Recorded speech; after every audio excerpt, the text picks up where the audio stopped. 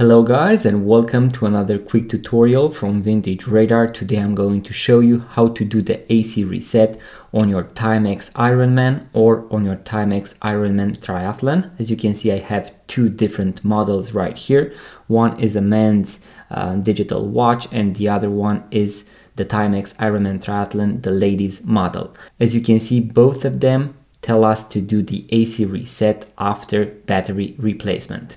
I'm going to go with this model, the first one, so the Timex Ironman, the 30 lap model.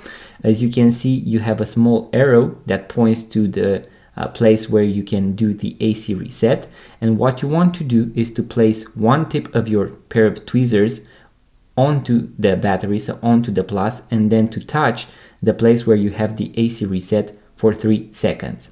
You can use a paper clip, a metallic paper clip, in case you do not have a pair of tweezers, but I would definitely recommend to go online and purchase this basic watchmaker toolkit in case you want to start working on your watches. You are going to find all the basic tools that you need to have in order to start working on your watches, so it is very useful, and I'm going to leave a link in the description box below.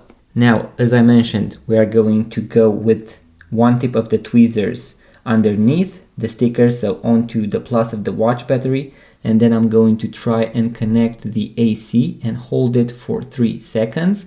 After that, I need to turn on the other side the watch. You can see that the first thing we saw was the blank display, then some random numbers, and now you can see that the watch started from 12. So this is a good indication that you have correctly made the AC reset.